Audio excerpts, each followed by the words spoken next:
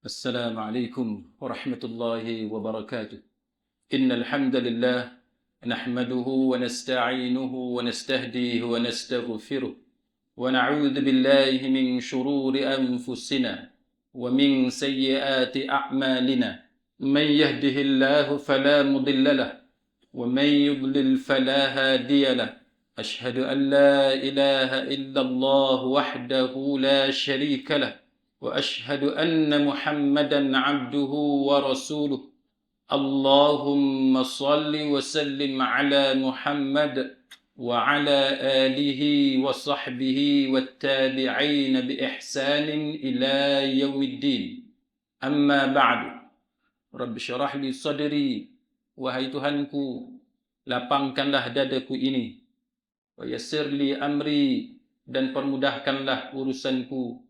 Wahlul 'uqdatan min lisani, dan uraikanlah kekeluhan lidahku. Yafqahu qawli, supaya mereka memahami kata-kataku ini. Rabbi zidni ilma, wahai Tuhanku, tambahkanlah ilmu kepadaku. Allahumma faqihna fid din, ya Allah, kurniakanlah kefahaman kepada kami mengenai agama. Wa 'allimna ta'wil, dan alimkanlah, ajarkanlah kefahaman kepada kami mengenai Al-Quran. Wahdinas siratakal mustaqim, dan tunjukkan kepada kami jalan Engkau, jalan yang lurus. Amin ya rabbal alamin. Saudara-saudari, sahabat-sahabiyah, muslimin muslimat rahimakumullah. Tajuk kita pada malam ni ialah suami yang tidak bertanggungjawab. Apakah hak seorang isteri? Suami yang tidak bertanggungjawab, maka persoalannya apakah hak seseorang yang menjadi isteri kepadanya. Jadi kuliah kita pada malam ni kita akan bincang dua bahagian. Yang pertama, tanggungjawab suami. Kan, suami yang tidak memenuhi tanggungjawab dia. Jadi kita perlu tahu suami yang macam mana yang memikul tanggungjawab itu dengan sempurna sebagaimana yang dikehendaki dalam agama, dan suami bagaimana yang mungkir ataupun yang gagal dalam menunaikan tanggungjawab dia sebagai ketua kepada sesebuah rumah tangga.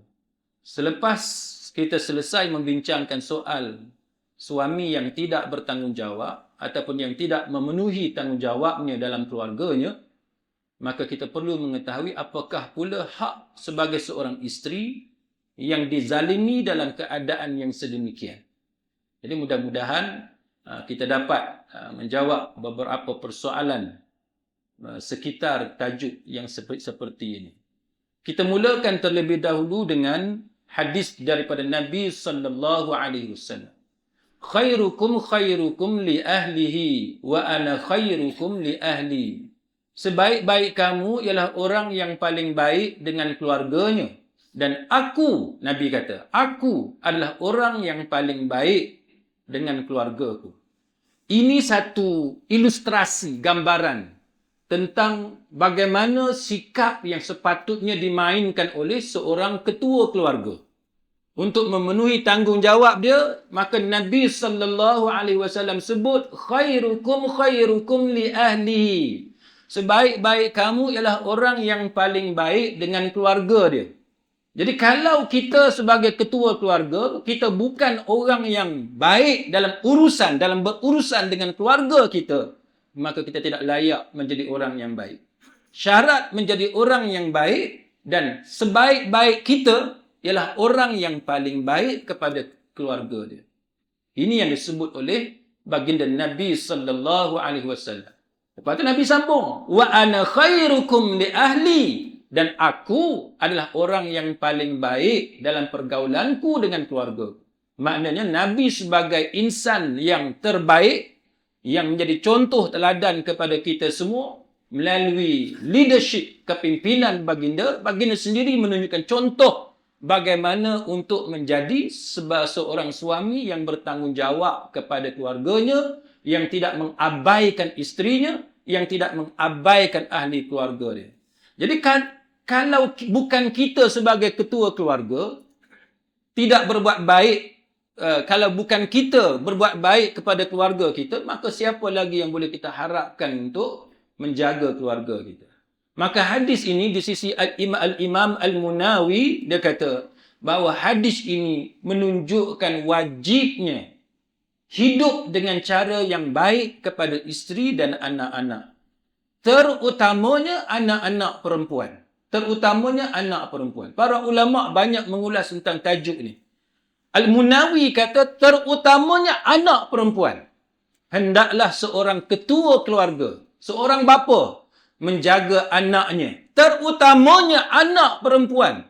Dan dia kena sabar dengan kelakuan buruk anak dia. Dia kena sabar dengan akhlak yang tidak sopan daripada isteri ataupun anak-anak dia. Serta ketidakmatangan mereka, akal mereka yang lambat matang. Dan mereka sebagai ketua keluarga mesti berusaha untuk menyayangi sepenuhnya kaum keluarga dia, ahli keluarga dia sendiri. Pernah tuan-tuan, ada seorang ketua keluarga yang saya dimaklumkan, anak ni tuan-tuan biasalah nakal. Kan? Anak ni nakal ni biasa. Tapi kita sebagai ketua keluarga, bagaimana kita menguruskan kenakalan anak? Kalau kita sebagai seorang ketua keluarga, kita ada ilmu yang cukup dan kita mempunyai sifat yang soleh, maka kita tahu bagaimana menguruskan kenakalan anak. Satu orang ketua keluarga ni tuan-tuan, anak dia nakal. Yang nakal ni pula bukannya anak lelaki, tapi anak perempuan yang nakal. Biasa yang kita tahu ni, hak nakal ni, yang sampai mak dengan ayah tak boleh nak tahan sabar ni, biasanya anak lelaki. Tapi saudara kita yang seorang ni tuan-tuan, diuji oleh Allah Ta'ala dengan anak perempuan. Apa dia buat tuan? Dia ambil tali pinggang, dia pukul anak perempuan dia dengan menggunakan kepala tali pinggang. Cuba tuan-tuan bayang. Adakah itu cara yang betul kita sebagai ketua dalam rumah tangga, dalam mendidik anak? Ditambahi pula, kalau isteri pula yang nakal. Ada isteri yang nakal? Isteri yang buat perangai. Kalau suami tadi tidak ada ilmu, tidak ada sifat yang soleh, maka dia akan tumbuk, dia akan zalimi, dia akan tendang, macam-macam. Dia akan hantuk kepala isteri dekat dinding dan sebagainya. Maka ini gambaran, tuan-tuan sekalian, kepada apa yang bakal kita bincangkan. Allah Ta'ala menyebut dalam surah An-Nisa ayat 34. Firman Allah Ta'ala, Ar-rijalu qawwamuna 'alan nisa bima faddala Allahu ba'dahum 'ala ba'din wa bima anfaqu min amwalihim. Kaum lelaki itu adalah pemimpin bagi kaum perempuan. Sebab apa ar-rijalu qawwamuna 'alan nisa? Pasal apa? Kerana Allah Ta'ala kata bima faddalallahu ba'dahum 'ala ba'din. Sebab Allah telah melebihkan sebahagian mereka, yakni kaum lelaki, ke atas sebahagian daripada kaum perempuan. Apa yang Allah Ta'ala lebihkan tuan-tuan? Yang ni ada perbahasan dia dalam tafsir. Antaranya ialah kerana kelebihan yang ada kepada lelaki dari sudut fizikal dia. Maka dengan sebab fizikal dia, maka lelaki ditaklifkan dengan bebanan tanggungjawab untuk mencari rezeki. Orang perempuan berdosa tak kalau tak keluar kerja? Dosa tak? Dosa tak? Tak berdosa. Cumanya duit tak ada. Nak bayar kereta tak boleh. Kereta dah seorang sebiji. Suami satu, isteri satu. Maka kalau isteri tak keluar kerja, dia tidak berdosa. Cuma duit tak cukup. Berbeza dengan kaum lelaki. Kaum lelaki, dia tidur kat rumah, dia tak cari rezeki, rezeki dia tidak cukup, maka dia akan berdosa di sisi Allah Ta'ala. Lain. Orang lelaki bila dia tak keluar bekerja, bukan sahaja dia tak mampu nak bayar installment. Kenderaan dia, rumah dia, fridge, freezer, furnitures dalam rumah. Bukan sekadar dia tak mampu, bukan sekadar nanti Cina datang tarik barang dia tu. Tetapi dia akan berdosa di sisi Allah Subhanahu wa Ta'ala. Sebab tu tuan-tuan, kita orang lelaki jangan sedap duk baca ayat ni. Saya ada kawan-kawan masa mengaji dulu, masing-masing hafal Quran. Ayat yang paling dia orang suka baca yang ni kalau ceramah. Ar-rijalu qawwamuna 'alan nisa, kan? Masna wa thulatha. Dia bercampur ayat. Okay. Dia nak baca ayat ni. Dia baca masna wa thulatha wa ruba'. Tu ayat lain pula. Dia nak bagi tahu yang dia dilebihkan oleh Allah Ta'ala. Tapi dia tak sedar bahawa bila Allah Ta'ala lebihkan, maka lebih tadi didatangkan bersama-sama dengan taklif, dengan bebanan tanggungjawab. Dia bukan saja lebih untuk seronok-seronok, bukan. Ada tanggungjawab. Maka itu yang perlu kita faham. Lalu Allah Subhanahu wa Ta'ala menceritakan kepada kita dalam surah Maryam ayat 54 hingga 55. Baik, dalam surah Maryam tuan-tuan, ayat 54 hingga 55, Allah Ta'ala bagi tahu kepada Nabi kita Muhammad sallallahu alaihi wasallam. Wadhkur fil kitab Ismail innahu kana sadiqal wa'di wa kana rasulan nabiyya. وَكَانَ يَأْمُرُ أَهْلَهُ بِالصَّلَاةِ وَالزَّكَاةِ وَكَانَ عِنْدَ رَبِّهِ مَرْضِيًّا. Dan ceritakanlah wahai Muhammad kepada mereka. Allah Ta'ala perintahkan Nabi kita supaya bagi tahu cerita. Tentang apa? Tentang Ismail. Tentang Nabi Ismail alaihi salam. Sebagaimana fil kitab dalam Al-Quran. Kenapa dia ni? Innahu kana, dia ni, kenapa dengan dia ni? Sehingga Allah Ta'ala suruh cerita. Sebab dia seorang yang benar janji dia. Dia benar janji dia. Wa kana rasulan nabiyya. Dan Ismail itu seorang rasul dan seorang nabi. Lepas tu, wa kana ya'muru ahlahu bis-salati waz-zakah. Dan dia memerintahkan kepada keluarganya untuk menunaikan sembahyang dan membayar zakat. Dan dia adalah seorang yang diredai oleh Allah Ta'ala. Saya nak ambil gist dia tuan-tuan, yang relevan dengan tajuk kita malam ni. Tengah-tengah ayat tu, Allah Ta'ala sebut apa sifat Ismail sebagai seorang yang Allah Ta'ala perintahkan kepada Nabi kita Muhammad sallallahu alaihi wasallam supaya cerita tentang Ismail. Apa dia keistimewaan Ismail? Maka Quran sebut salah satunya ialah sebab wa kana ya'muru ahlahu bis-salah. Sebab dia sentiasa menyuruh keluarga dia sembahyang. Nak jadi kepala keluarga, ketua keluarga, salah satu sifatnya ialah mencontohi Ismail alaihi salam. Apa dia? Sentiasa memerintahkan keluarga dia sembahyang. Berapa ramai kita yang jadi ketua keluarga, make sure setiap pagi anak kita sembahyang subuh. Make sure setiap tengah hari anak kita sembahyang Zuhur. Sembahyang tak lagi bang? Kakak sembahyang tak lagi? Asar, sembahyang tak lagi? Maghrib, Isyak.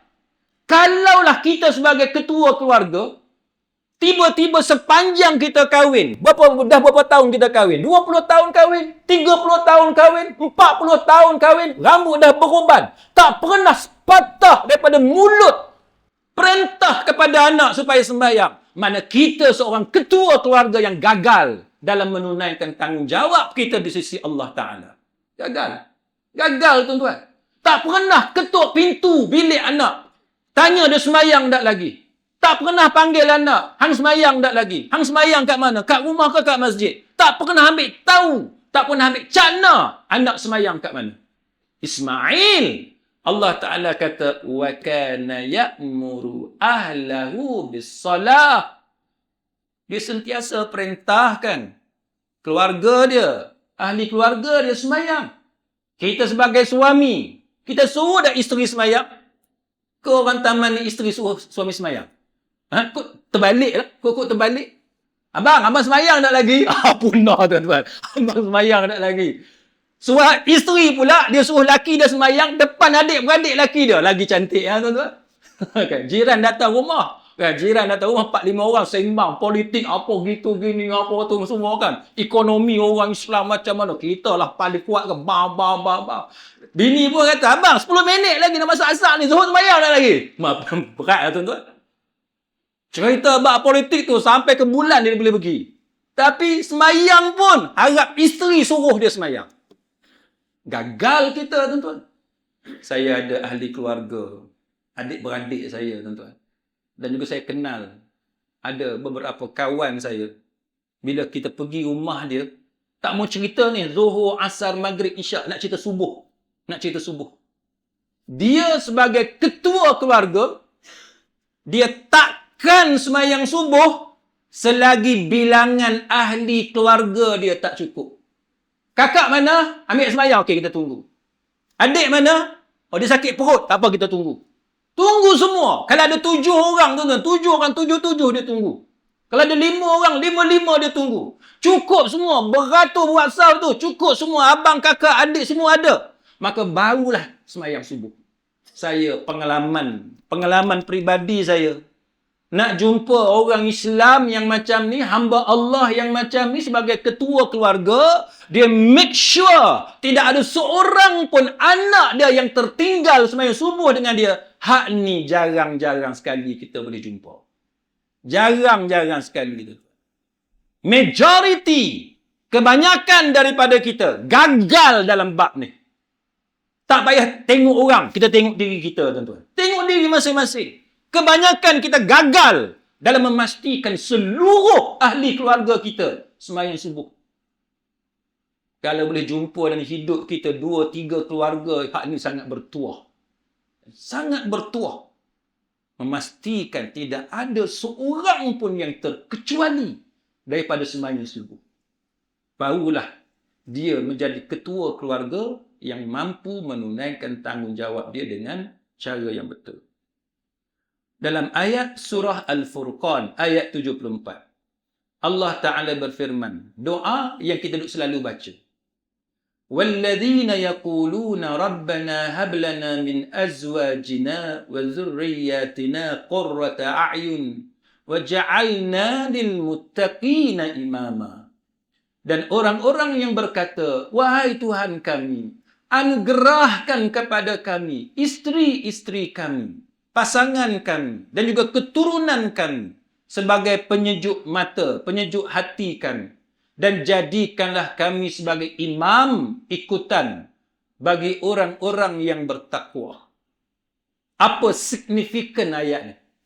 Ayat daripada surah Furqan, ayat 74. Apa dia kepentingan ayat ni kepada tajuk kita malam ni, tuan-tuan? Ayat ini diulas oleh Al-Imam Al-Hasan Al-Basri. Banyaklah antara Imam Ibn Kathir pun sama. Dan juga sebahagian mufassirun yang lain. Mereka mengatakan bahawa Allah Ta'ala memuji hamba dia. Allah Ta'ala puji hamba dia. Hamba dia yang macam mana, tuan-tuan? Yang mendoakan dan memastikan kebaikan agama anak dan isteri dia. Yang dipanggil sebagai qurrata a'yun. Kan? Qurrata a'yun dalam ayat ni. Penyejuk mata. Penyejuk mata. Yang selalu berdoa. Dengan doa ni. Rabbana hab lana min azwajina wa dhurriyyatina qurrata a'yun waj'alna lil muttaqina imama. Soalan, berapa ramai di kalangan kita menjadikan ayat ini, doa ini sebagai amalan seharian, amalan setiap hari yang sentiasa kita amalkan, sentiasa ingat untuk mendoakan isteri kita, mendoakan pasangan kita, mendoakan anak-anak kita dalam ibadatnya kepada Allah Ta'ala. Ni kalau kena pok ataupun ayah hak jenis tak semayang, nak harap dia doa macam ni, tuan-tuan, jauhlah. Jauh. Kalau ayah pun, kalau jenis, tuan-tuan, macam budak sekolah. Tuan-tuan tahu ayah hak jenis macam budak sekolah. Saya pergi semayang Jumaat. Ni soal Jumaat kan. Pergi semayang Jumaat, biasalah AJK Masjid pesan. Ustaz, nanti khutbah, Ustaz tolong pesan, panggil orang hak duduk dalam kedai tu masuk masjid. Suruh panggil hak dalam kedai tu masuk masjid. Tuan-tuan, kalau hak dalam kedai tu pakai uniform sekolah, tak apa juga budak kecil. Ni hak dalam kedai tu janggut putih dah. Duduk kena cendol, kena air sirap. Hak lagi cantik duk merokok lagi, tuan-tuan. Orang tengah khutbah dia tengah merokok. Dia tunggu orang semayang. Tunggu orang semayang tu tahanlah juga. AJK cerita kat saya, Ustaz tahu tak mereka tunggu sampai bila? Tunggu bila kita rokok baru dia nak pergi. Tunggu sampai rokok baru dia nak sibuk nak masuk dalam masjid. Sebiji macam budak sekolah. Tunggu rokok baru nak masuk masjid. Masya Allah. Masalah sungguh masyarakat kita ni. Maka Al-Imam Al-Hasan Al-Basri, bila ditanya tentang ayat ini, dia kata apa? Allah Ta'ala akan memperlihatkan kepada hamba-Nya yang beriman pada diri isteri dia, pada saudara dia, dan orang-orang yang dicintainya, ketaatan mereka kepada Allah. Nampak ketaatan kepada Allah Ta'ala, tuan-tuan. Demi Allah, Al-Hasan Al-Basri kata, tidak ada satu apa pun yang lebih menyejukkan mata seorang Muslim daripada melihat anak cucu dia, pasangan dia, orang yang dia kasih, yang dia sayang, taat kepada Allah Ta'ala. Ini ciri ketua keluarga yang bertanggungjawab. Dia suka tengok anak dia beriman kepada Allah, taat kepada Allah. Dia suka tengok isteri dia taat kepada Allah. Itu ciri ketua keluarga yang bertanggungjawab. Maka yang pertamanya, tuan-tuan sekalian, ciri ketua keluarga yang bertanggungjawab ialah dia sendiri merupakan seorang yang baik, seorang yang beragama, seorang yang soleh, seorang yang beribadat.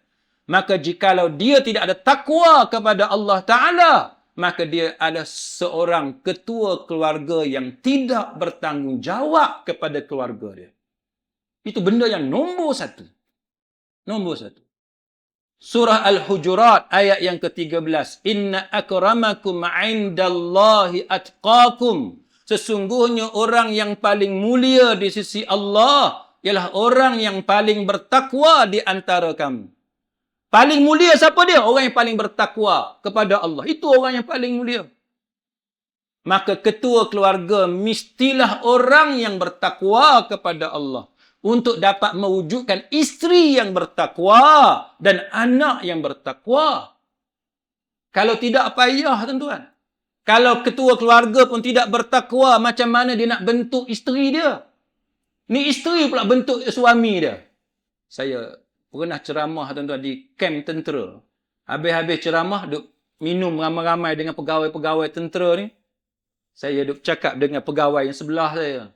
Dia kata, oh ustaz, dalam kem ni problem, dia kata. Dalam kem ni problem. Saya kata, apa yang problem?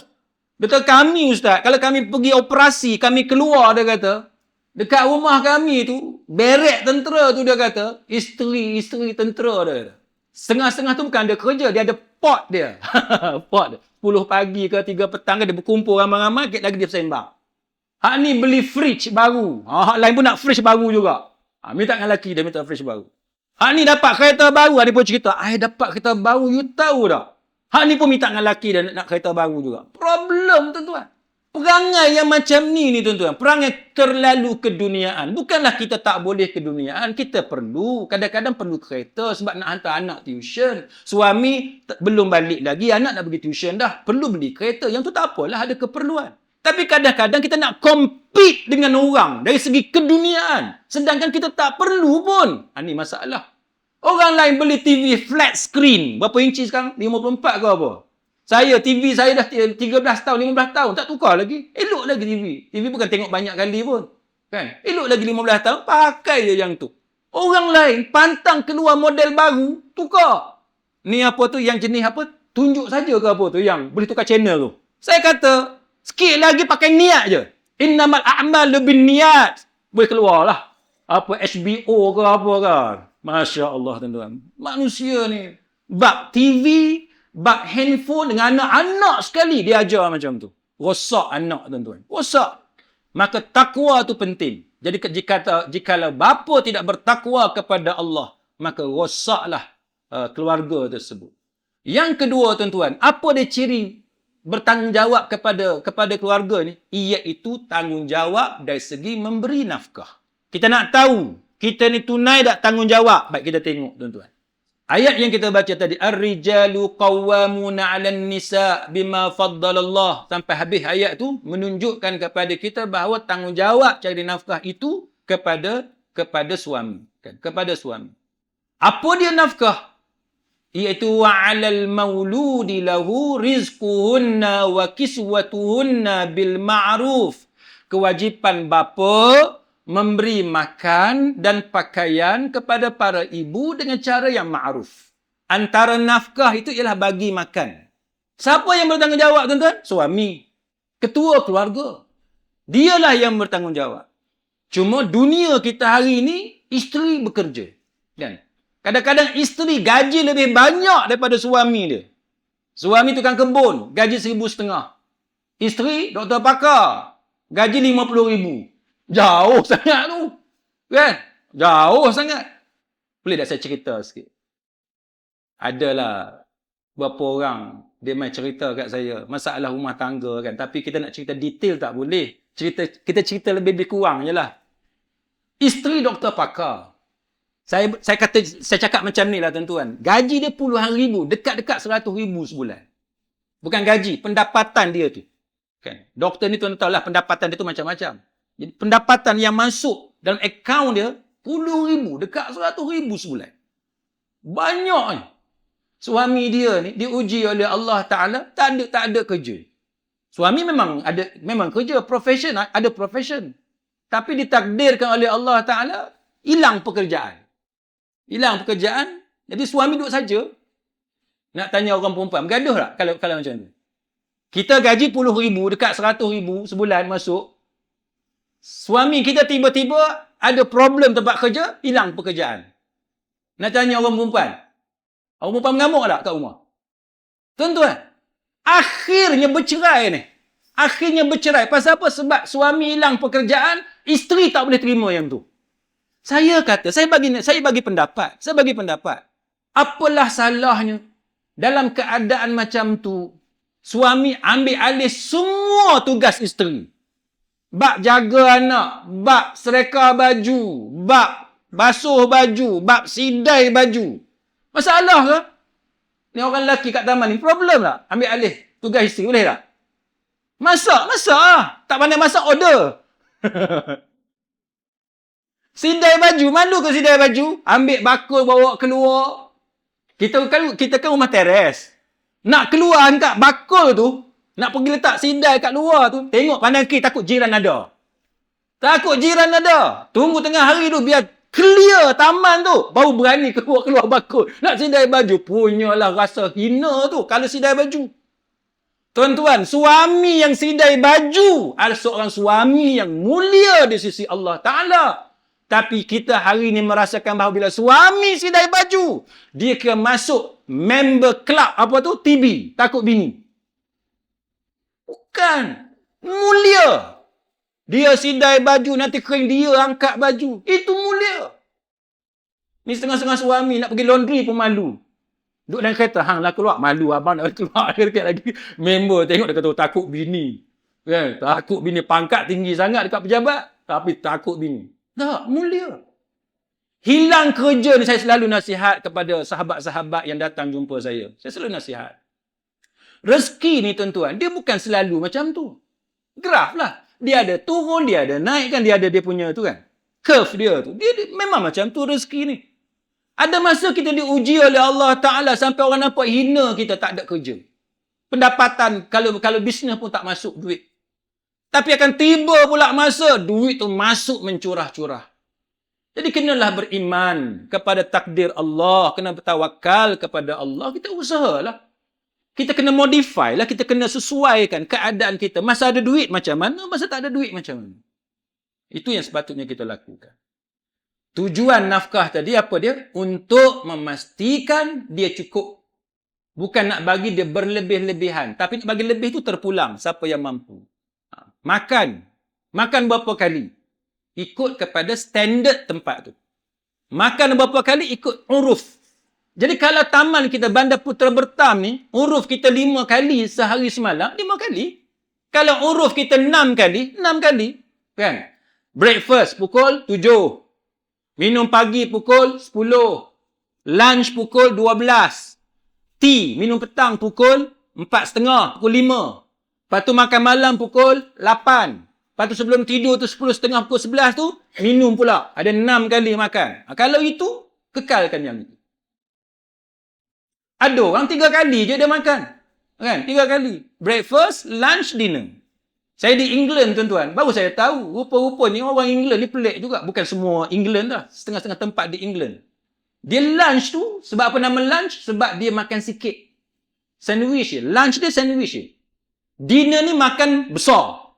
Tu dinner. Bila dia kata Christmas dinner, maksud Christmas dinner ialah makan tengah hari, hari Christmas tu. Kita kalau Christmas dinner, yang kita faham, dinner tu, perkataan dinner tu, malam. Tak, dia dinner ni makan besar. Jadi kalau dia sebut dinner tengah hari, maknanya makan besar tengah hari. Setengah-setengah tempat di England. Jadi ikut kesesuaian. Kalau kita duduk di tempat, keluarga dia makan besar tu waktu malam, kita sediakan tengah hari, apa dia? Sandwich dia. Okay. Ada tak orang Melayu tengah hari sandwich? Mana ada? Tak ada orang Melayu sandwich tengah hari, tak ada. Saya pergi conference mana-mana tu, buat Islamic Finance apa semua kan, di Kuala Lumpur dan sebagainya. Kalau dia kata lunch provided, oh best lah tuan-tuan. Meja tu penuh, daripada dinding sana sampai dinding, penuh dengan lauk. Best. Saya pergi conference Islamic Finance di London. Semua sekolah satu dunia pergi tuan-tuan. Saya tengok lunch provided. Oh syok, lunch provided. Di London. Keluar pukul 12 tengah hari dia nak lunch, saya tengok sandwich besar tu lah. Dia potong 2 lagi. Allah. Dhaifnya. Conference mereka antarabangsa. Tapi lunch dia tu, sandwich separuh. Punya kedekut orang putih. Dah lah kedekut. Gula tuan-tuan. Kalau tempat gula tu habis tak? Confirm licin gula tu. Orang putih gula dia tak ambil tuan-tuan. Tak terusik pun gula. Sebab tu kita ni orang Melayu dia cepat mendekatkan diri kepada Allah. Dia cepat mati. Cepat masuk alam barzakh. Nak cepat mendekatkan diri kepada Allah, cara dia minumlah air gula banyak-banyak. Minum air gula. Buhlah 3 ke 4 sudu tu. Cepatlah mendekatkan diri kepada Allah. Baik. Jadi maksud nafkah tu macam tu. Jadi perbahasan tu panjang. Tapi secara ringkasnya, makan minum, okay. Tempat tinggal yang macam mana? Kena tengok kepada kedudukan isteri. Kalaulah suami tu, dia kahwin dengan anak Tan Sri. Tan Sri ni CEO, apa ni, gaji 6 angka. 100,000 sebulan. Anak perempuan dia sayang sangat. Dia bagi 2 orang pembantu rumah. Anak perempuan dia ni, anak dara dia ni, tak pernah basuh baju, tak pernah basuh pinggan mangkuk, tak pernah masak. Pasal apa? Sebab ada 2 orang bibi yang dia bayar gaji. Khas untuk anak dara dia. Apa kerja anak dara dia? Tak ada kerja apa-apa. Kerja dia kuku je. Dia belik kuku je anak dara ni. Kita pun berkenal lah ke anak CEO tadi. Kita ni ustaz cabuk je. Gaji 1,000 lebih. Kahwin dengan anak CEO. Nak tanya. Nak bagi rumah macam mana dekat anak Tan Sri tadi? Nak bagi rumah macam mana? Kita ustaz gaji 1,500. Bakal isteri kita, anak CEO, yang mana duk bagi kereta, bagi bibik 2 orang. Nanti bila kita kahwin, nak bagi rumah macam mana? Maka dari segi hukum asal dia, original ruling dia, hukum asal dia ialah wajib bagi si lelaki tadi menyediakan rumah yang setaraf dengan kedudukan bakal isteri dia. Kecuali, dia ada kecuali ni. Kecuali bakal isteri dia reda. Dia kata, tak apalah abang, saya nak abang je, dia kata. Dia kata, dia nak abang je. Tidur macam cerita Piramli dalam bangsal bawah rumah pun tak apa. Kalau macam tu tak apalah. Kan? Dia anak Tan Sri, dia belik kuku je, dia sanggup ni. Goreng nasi lah, cari ikan bilis, makan hak macam orang miskin. Dia sanggup. Tak apa macam tu. Yang penting dia nak abang je. Ada orang perempuan macam tu, yang dia perlu abang. Duit abang dia tak mau, semua dia dah ada cukup dah. Gaji dia dah cukup. Jadi syarat dia, isteri reda. Kalau isteri tidak reda, suami tadi berdosa kepada Allah. Tuan-tuan kena faham yang tu. Isteri reda tak apa. Isteri reda tak jadi masalah. Isteri tidak reda, suami tadi bertanggungjawab di sisi Allah Ta'ala. Jadi kita orang lelaki jangan duk ingat senang sangat. Tak apalah pakai duit isteri. Tak apalah pakai duit isteri. Jangan. Kita kena ingat bahawa kita ada tanggungjawab di sisi Allah Subhanahu Wa Ta'ala. Baik. Kemudian selain daripada pendidikan anak-anak dalam bab agama dan sebagainya, maka kita sebagai ketua keluarga, dia kena ada sifat sabar dan boleh tahan dengan kelakuan buruk ahli keluarga dia. Itu yang mukadimah yang saya sebut tadi. Mukadimah yang saya sebut tadi, katalah anak kita nakal. Dia tu anak perempuan. Patutkah kita pukul anak perempuan kita dengan kepala tali pinggang? Yang ni yang kita kena tahu, tuan-tuan. Janganlah sebab anak kita nakal, kita pergi pukul dengan kepala tali pinggang. Tak boleh. Itu zalim namanya. Kan? Dalam undang-undang dalam negara kita, tuan-tuan, katalah orang buat report polis, tuan-tuan pukul anak dengan kepala tali pinggang sehingga mendatangkan kecederaan parah kepada anak itu, bapa tadi boleh dikenakan tindakan mahkamah. Boleh dipenjarakan. Sebab tu kita jangan main-main. Bila kita nak didik anak, didik keluarga, didik isteri, didik dengan cara yang diajarkan oleh agama. Lalu Allah Ta'ala mengingatkan kepada kita, khususnya kepada ketua keluarga. وَعَاشِرُوهُنَّ بِالْمَعْرُوفِ فَإِنْ كَرِهْتُمُوهُنَّ فَعَسَىٰ أَنْ تَكْرَهُوا شَيْئًا وَيَجْعَلَ اللَّهُ فِيهِ خَيْرًا كَثِيرًا. Dan bergaullah dengan mereka dengan cara yang ma'ruf, dengan cara yang baik.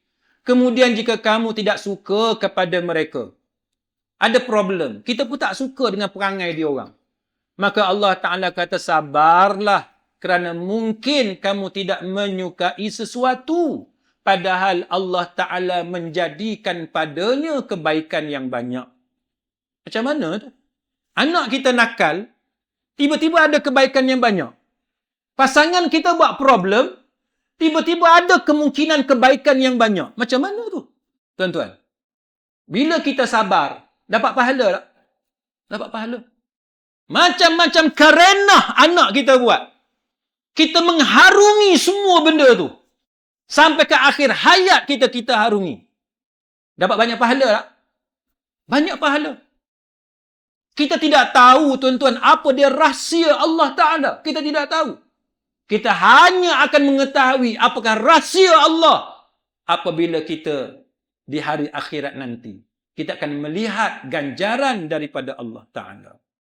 Sebab itu, tuan-tuan sekalian, kita perlu sabar dengan apa yang selalu berlaku di dalam keluarga kita.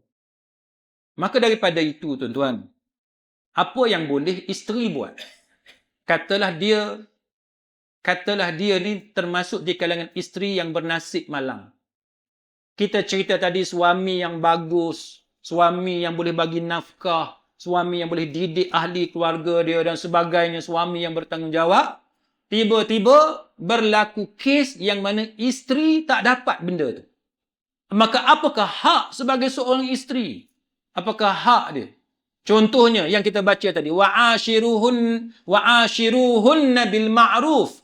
Hiduplah, bergaullah dengan mereka dengan cara yang ma'ruf. Tiba-tiba suami kita hantuk kepala kita kat dinding. Berdarah telinga. Ada kes di mahkamah syariah, tuan-tuan. Dia hantuk ke dinding, keluar darah ikut telinga. Ada suami yang ambil helmet, hantuk kepala isteri dia dengan helmet. Ada pula suami jadi Hulk Hogan pun ada. Tahu Hulk Hogan? Dia boleh lipat bini dia tu. Dia duduk atas bini dia, dia gusti bini dia. Saya tanya dalam mahkamah, dalam examination in chief, pemeriksaan utama. Boleh puan cerita dekat hakim apa yang suami puan buat kepada puan? Dia kata, Ustaz tahu dah undertaker. Isteri tu, dia jawab di mahkamah, Ustaz tahu tak undertaker? Saya ni tuan-tuan, gusti wrestling apa semua ni, saya bukan tengok. Saya kata apa benda lah undertaker ni? Kita lawyer, undertake kita tahu. Undertaking, kan? Undertaking. Undertake tu yang tu kita tahu. Dalam agreement kan? Dalam agreement contract tu semua ada tu. Undertake tu kan? Mesti ada. Ni undertaker ni apa benda? Kan? Rupa-rupanya dia nak cerita, dia kena gusti. Dia kena gusti. Kena pula kalau hakim yang jadi nak aibkan orang. Hak lagi tu lagi teruk. Maka apa yang patut kita buat? Maka antaranya ialah dengan membuat aduan ke pihak yang berkaitan. Yang ni selalu orang keliru. Nak buat aduan tu, nak buat aduan kat mana? Katalah suami buat jahat kepada isteri. Jahat ni macam-macam. Pukul, tak bagi nafkah, ataupun bagi nafkah tapi tak cukup, ataupun selalu mengaibkan isteri. Ada isteri, dia tak dipukul oleh suami, tapi dia diseksa secara mental. Secara mental. Saya tanya satu klien saya, suami puan ada pukul ke? Tak ada, tak pukul. Tapi dia depressed. Dia mengalami depression, kemurungan yang sangat teruk, anxiety yang sangat teruk. Saya duk baca, kata, oh, teruknya dia. Saya duk terbayang, mesti suami dia pukul dia teruk-teruk. Bila kita interview dia, tak, suami tak pukul. Habis tu suami buat apa? Dia kata suami torture dia dengan kata-kata. Torture dengan kata-kata. Sentuh tak ada. Pukul tak ada. Berdarah tak ada macam orang lain. Tak ada. Tapi dengan cara mental. Dengan mulut ni. Kawan tu jadi mental. Jadi problem mental. Suami, bila dia hina isteri dia ni, macam-macam. Hang ni hitam macam keling. Oh, dia kata gitu. Hakim tanya, sejak bila dia hitam? Baru hitam ke masa kahwin tu hitam dah? Tak boleh jawab pula. Habis yang hina orang tu pasal apa? Hitam macam keling. Hang ni gemuk macam babi pendek. Kebau pendek. Dia boleh kata kebau pendek kat bini dia. Oh, dahsyat tuan-tuan. Dahsyat. Abang pukul tu biasalah. Ni dia torture dengan kata-kata. Hang ni adalah bodoh. Pak hang pun bodoh. Kan? Mak hang pun bodoh. Semua keturunan hang bodoh belaka dia kata. Anak kita tu tengok kat sekolah tu. Cikgu selalu panggil. Pasal hang lah. Yang dia tu tak. Pada budak tu bin dia. Binti dia. Tak. Bini dia semua. Semua bini dia. Isteri ni datang dengan muka berkerut ni tuan-tuan. Oh, dahsyat kita tengok. Tak pukul. Tapi dia torture dengan kata-kata. Dengan layanan. Bila time nak isteri, dia lompat macam tu. Tak ada chapter 1, chapter 2 tak ada. Conclusion je ada. Salah tuan-tuan.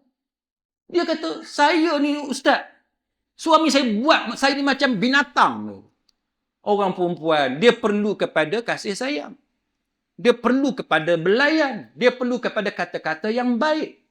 Sebab tu Nabi SAW panggil isteri baginda dengan macam-macam panggilan. Aisyah pernah Nabi panggil dengan wahai anak kepada Abu Bakar. Nabi pernah panggil lagu tu. Wahai anak kepada Abu Bakar. Boleh tak kita try sekali malam ni? Balik ke rumah, panggil isteri. Wahai anak kepada Tan Sri Sulaiman. Bini kata, abang nak mati. Kan? Tak pernah panggil macam tu. Panggil dengan panggilan yang menyeronokkan. Honey, flower, hi flower, how are you today? Bini tengok, dia kena serang sakit jantung dah lepas ni lelaki aku. Kan? Orang putih dengan biasa. Saya di England 4 tahun. Masuk dalam taksi. Bawa kawan-kawan Mak Saleh yang kerja sekali apa semua. Naik taksi. Mak Saleh tu, kawan saya yang perempuan ni duduk depan. Driver taksi tu dia akan panggil. Dia akan sapa yang kawan kita ni. Hi flower. Dia panggil flower tu. Dia panggil wahai bunga. Kan? Kita try lah panggil isteri kita. Wahai bunga.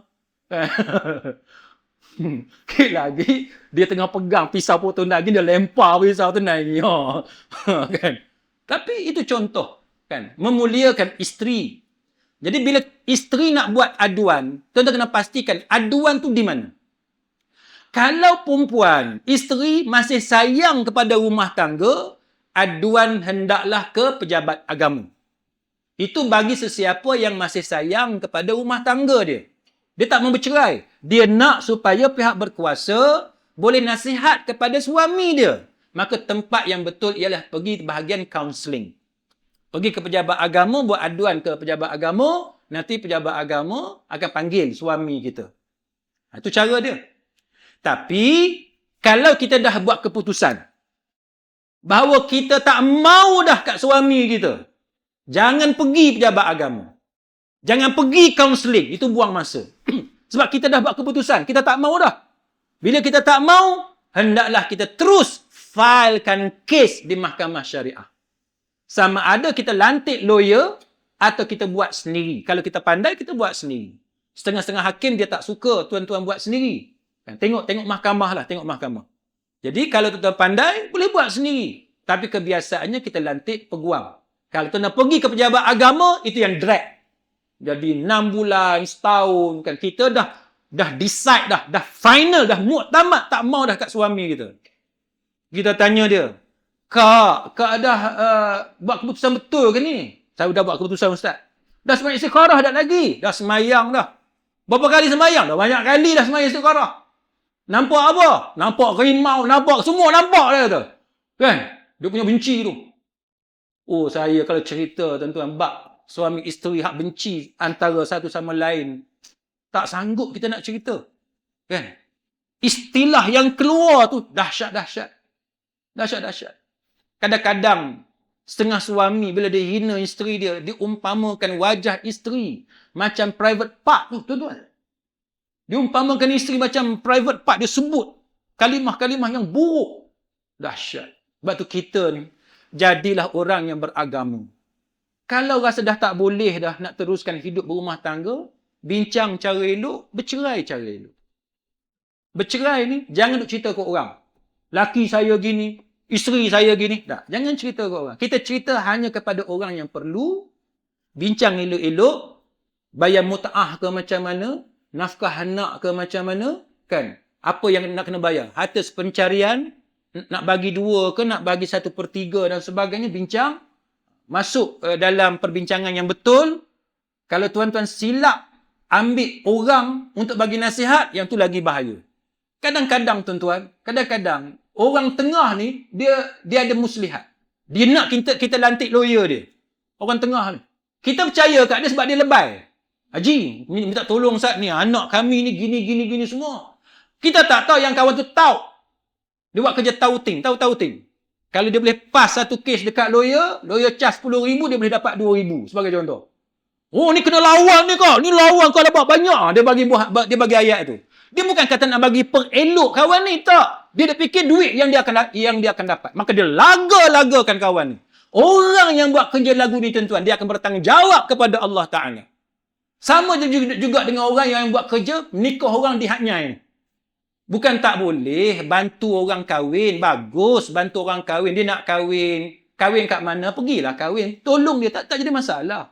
Tapi yang salahnya apabila kita melarikan anak dara orang daripada wali dia. Kita kenal ayah dia. Ayah dia kawan kita. Tapi sebab kita dapat habuan 2,000 ni, kita sanggup pelari anak kawan kita. Bawa lari pergi hanyai. Kahwin dengan kekasih dia. Kawan kita yang si ayah ni menangis sebab anak dia dilarikan orang. Isteri kepada kawan kita ni berendam dengan air mata sebab anak dara yang dia tatang selama ni dilarikan orang. Siapa yang larikan? Kawan sendiri, yang jiran dia sendiri, tapi kerana mengharapkan duit 1,000, 2,000 yang dia akan dapat komisen. Orang macam ni, kalau kena kat dia, orang larikan anak dara dia, baru dia tahu. Kita kena ingat tuan-tuan, hidup ni macam roda. Hidup ni macam roda. Hari ni kita penanya orang, akan tiba masa kita kena penanya. Hari ni kita buat zalim pada orang. Hari ni kita menyebabkan orang menitiskan air mata. Akan tiba masa orang lain pula yang akan membuatkan kita menitiskan air mata. Jadi jangan buat nanya. Kita, kalau benda tu boleh selesai elok, boleh damaikan keluarga tadi, damaikan. Kalau betul tak boleh damaikan, kena bercerai, bagi bercerai elok-elok. Kan? Jangan kita laga-lagakan mereka. Tuan-tuan sekalian, dah dekat pukul 9, nanti kita ada sambungan. Kalau ada kesempatan yang lain, saya nak buka sesi soal jawab. Kalau di kalangan tuan-tuan ada sebarang soalan. Kalau katakan dia berkahwin di luar negara, kita tadi Hanai tadi tu, adakah hak-hak dia dalam orang kata perundangan ni terjamin juga, Ustaz? Okay. Hak perempuan lah, sebab takut banyak yang hak lari pergi ke sana kan. Baik. Soalan sekarang ni ialah berkenaan perkahwinan luar negara tanpa izin. Kan? Perkahwinan luar negara tanpa izin. Kalau kita di Pulau Pinang ni, yang popularnya di Siam lah, di Thailand lah. Di selatan Thailand. Chang Wat Songkhla, kan? Kahwin kat mana? Hat Nyai. Kahwin kat mana? Sadao. Kan? Kahwin kat mana? Tempat-tempat macam tu. Kan? Naratiwat. Kahwin. Jadi perkahwinan luar negara ni tak kira lah Thailand ke, kahwin di Indonesia ke, kahwin di Singapura ke, kahwin di mana-mana sekalipun, dia perlu didaftarkan dalam negara. Sebab apa perlu didaftarkan, tuan-tuan? Untuk mendapat pengiktirafan dalam mahkamah dalam negara kita. Jikalau perkahwinan, tak kira lah hak nyai ke kat mana-mana sekalipun, di luar negara, walaupun ada surat nikah ni. Kan? Lepas tu ada surat konsulat. Konsulat Malaysia ada. Tapi tidak didaftarkan di mahkamah syariah dalam negara kita, maka pernikahan itu tidak diiktiraf. Walaupun dia mungkin sah di sisi undang-undang syariah. Mungkin sah. Tetapi dia tidak diiktiraf. Apabila dia tidak diiktiraf, apa masalah dia, tuan-tuan? Nombor satu, bila dapat anak tadi, bila dia dapat sijil lahir, mak dia orang Malaysia kan? Mak dia orang Malaysia, dia dapat sijil lahir. Tetapi bahagian bapa tu, dia tak boleh bubuh nama pak dia hak kahwin di Thailand tu. Hanya akan dimasukkan maklumat bapa tadi apabila didaftarkan dalam negara. Dulu boleh, zaman dulu boleh. Kahwin di Thailand, kita tak daftar di Malaysia. Tapi ada surat nikah siam, dulu JPN boleh terima. Tapi sekarang JPN, Jabatan Pendaftaran Negara, tak boleh terima dah. Tak boleh terima. Satu lagi, kalau berlaku perceraian. Tak daftar di Malaysia. Surat nikah siam saja yang ada. Maka bila bercerai, nak tuntut nafkah tertunggak tak boleh. Nak tuntut muta'ah, sagu hati perceraian, tak boleh. Nak tuntut nafkah anak, tak boleh. Nak tuntut harta sepencarian, tak boleh. Masa kahwin dulu tak apa. Lautan api sanggup ku renangi. Gunung Everest sanggup ku daki. Macam-macam lah kan. Masa kahwin dulu. Lompat tingkap pun boleh. Kan? Hak lelaki tunggu kat bawah, sambut. Lari ikut bendang tu. Pasal apa? Cinta punya pasal. Last kali ni pengalaman, saya cerita pengalaman yang saya tahulah. Kan? Kahwin setahun je, tuan-tuan. Setahun je. Tak padan lompat ikut tingkap, lari ikut bendang tu. Setahun je. Kawan kita hak lain, tak ada lompat tingkap, tak ada lari ikut bendang. 20 tahun masih duk ada lagi. Elok lagi perkahwinan. Sebab tu kita, bila kita nak kahwin, jangan ikut nafsu sangat. Guna akal. Guna iman kita. Guna ilmu yang kita ada. Sebab nafsu ni, setan dia boleh datang macam tu. Jadi kena fikir. Dari segi pendaftaran, kena legalize dia. Kena register. Mengikut peruntukan undang-undang untuk kebaikan kita juga sebenarnya. Wallahu'alam. Tuan-tuan ada sebarang soalan? Ya. Nak minta cerai. Baik, tuan-tuan. Soalannya ialah isteri tak mahu kepada suami. Maka isteri filekan kes perceraian di mahkamah syariah. Tapi masalahnya suami tak mahu lepaskan. Baik, yang ni tuan-tuan, kita perlu tengok kepada pemfailan kes itu yang dilakukan oleh si isteri tadi mengikut section yang mana satu. Kan? Ikut section 47 ke, section apa? Kita nak kena tahu. Sebab, kalau tuan-tuan filekan kes mengikut section 47, section 47 ni perceraian biasa. Kalau di Pulau Pinang, dia section 47. Dia tengok negeri lah, tengok negeri. Kalau perceraian biasa ni, maksudnya ialah perceraian yang perlu dilafazkan oleh suami. Jadi kalau suami tak lafazkan, maka kes tak boleh nak selesai. Sebab dia filekan ikut section 47. Cuma lately, kebelakangan ini, sudah ada perkembangan-perkembangan yang baru. Di setengah-setengah negeri, setengah-setengah mahkamah, terutamanya hakim-hakim syar'i yang proaktif. Kan? Sebab dia section 47 ni perceraian biasa ni tuan-tuan. Kalau suami tak mau cerai, dia akan pergi satu stage yang dipanggil sebagai pelantikan hakam. Sebelum pelantikan hakam tu, dia akan lantik jawatan kuasa pendamai. Lantik jawatan kuasa pendamai. Jawatan pendamai ni cuba damaikan dia orang ni. Tu yang lambat tu. Nak lantik jawatan pendamai, bagi cadangan nama, tu turun naik mahkamah apa semua, dah lantik jawatan pendamai, jawatan pendamai kena mesyuarat, panggil pula pihak yang terlibat. Yang tu dah berapa bulan tu. Itu yang kadang-kadang sampai setahun lebih. Kan? Selesai jawatan pendamai, dia ada pelantikan hakam. Hakam ni akan buat keputusan sama ada mereka ni perlu bercerai ataupun tidak. Setengah-setengah hakim syar'i dia tak memprosid dengan hakam untuk melafazkan cerai. Tak diberi kuasa kepada hakam untuk melafazkan cerai bagi pihak suami. Yang tu yang sampai kadang-kadang 3 tahun, 4 tahun tak selesai. Kan? Jadi yang tu yang kita nak tahu, section berapa ataupun mengikut peruntukan undang-undang mana kes itu difilekan. Kalau difilekan mengikut lafaz pengesahan ta'liq talak. Kalau kita filekan mengikut pengesahan ta'liq talak, kita nak kena tengok surat nikah tu. Setengah surat nikah kat bawah. Setengah surat nikah kat belakang tu. Ta'liq dia tu. Kan apabila kan aku meninggalkan isteri aku, tu yang kat belakang tu kan. Ada setengah tu kata 3 bulan Hijri, ada kata 4 bulan Hijri. Tanpa diberikan sebarang nafkah apa semua gini, kan? Dalam ta'liq talak tu dia akan kata, maka apabila dia mengadu kepada hakim syar'i dan sabit di sisi hakim syar'i itu, maka tertalaklah ia dengan satu talak. Setengah negeri kata tertalaklah ia dengan satu talak khul'i. Kalau yang tu, kita nak kena tengok ta'liq pada surat nikah.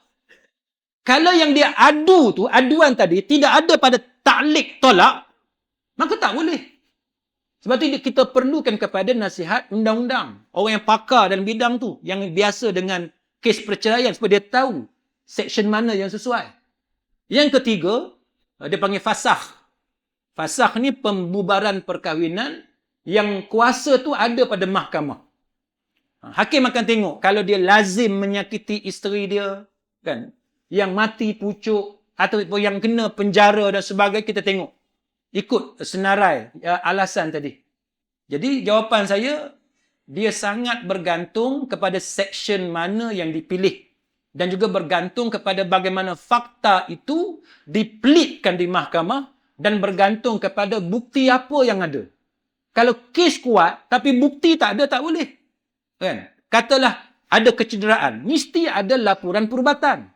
Kalau tidak ada medical report, tak boleh. Kita kata kita cedera. Mana cederanya?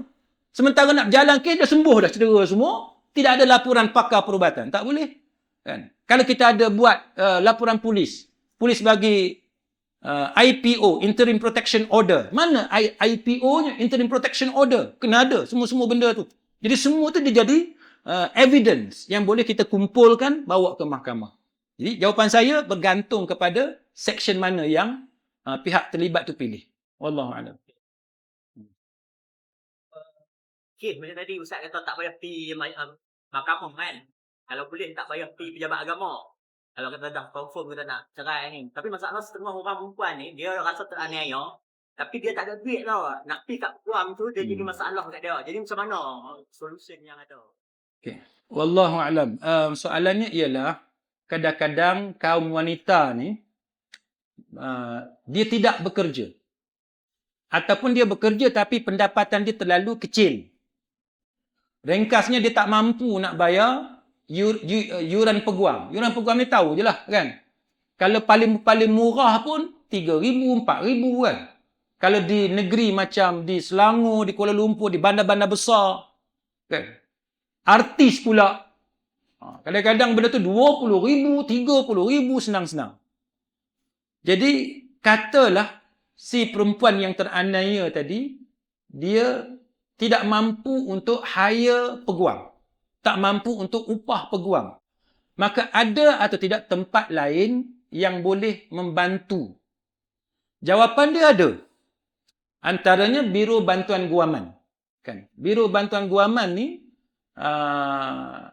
ialah satu tempat jabatan yang disediakan oleh pihak kerajaan kepada mana-mana orang, bukan perempuan sahaja, lelaki pun. Kalau lelaki itu miskin, cukup syarat dia, maka kerajaan boleh menyediakan perkhidmatan peguam, bantuan guaman secara percuma. Satu.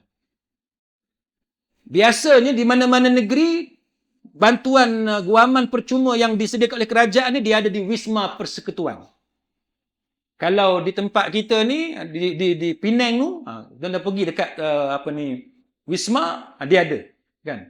Biro bantuan guaman biasanya ditempatkan di tempat-tempat yang macam tu. Kalau tuan-tuan tak tahulah, nak cari. Tapi sekarang ni Google, senang kan? Google, Biro Bantuan Guaman, tengok. Pulau Pinang ke, Kedah ke, Selangor ke, tengok alamat kat situ. Itu satu, yang disediakan oleh kerajaan. Satu lagi, yang disediakan oleh pihak Majlis Peguam sendiri. Majlis Peguam pun dia ada legal aid dia. Bantuan guaman dia. Jadi tuan-tuan, kalau yang nak pergi pilihan yang kedua, cari jawatan kuasa peguam negeri. Cari tempat mana dia pejabat peguam. Di negeri tu. Kalau di Perak, Perak. Kalau di Pulau Pinang, Pulau Pinang. Cari kat mana, pergi tanya dekat pejabat jawatan kuasa peguam setiap negeri, kat mana legal aid yang dia orang sediakan. Kat mana? So, kalau macam di pulau kita ni, dia ada beberapa tempat. Setiap daerah, dia ada. Dia ada jadual dia boleh pergi ke tempat macam tu. Dan juga, satu lagi ialah yang disediakan oleh NGO. Terutamanya NGO yang berkaitan dengan kaum wanita, kebajikan orang perempuan. Jadi tuan-tuan tanya, katalah ada setengah tempat tu Balkis ke apa ke, tanya. Balkis Puspanita, puan tahu tak kat mana saya boleh dapatkan bantuan? Nanti dia orang akan salurkan maklumat. Kalau dia orang tak sediakan bantuan pun, dia orang boleh bagi maklumat di mana tempat NGO yang tertentu yang menyediakan bantuan guaman secara percuma. Dan untuk pengetahuan tuan-tuan, selain daripada bantuan guaman percuma, bagi orang yang ada pendapatan, dia tak layak dapat percuma, tapi boleh diberikan bantuan guaman dengan harga yang murah. Dia tengok gaji. Dia orang ada formula. Okey, puan gaji berapa? Tanggungan berapa orang? Apa semua? Dia kira semua. Dia ada formula dia. Tengok. Oh, puan bayar separuh je. Kos ni berapa ribu? Puan bayar separuh je. Ada. Jadi, bergantung kepada keadaan masing-masing. Jadi, yang pentingnya tuan-tuan, pergi kepada saluran yang betul. Barulah kes kita itu akan dikendalikan secara efisien. Efisien bukan setakat dari segi waktu, masa itu cepat, tapi efisien juga dari segi mendapat nasihat yang betul. Bukannya daripada orang yang suka ambil kesempatan. Jadi mudah-mudahan pertemuan kita, majlis kita pada malam ini ada manfaat di sisi Allah Subhanahu wa taala. Wallahu a'lam. Aqulu qawli hadza wa astaghfirullahal azim li wa lakum. Wassalamu alaikum warahmatullahi wabarakatuh.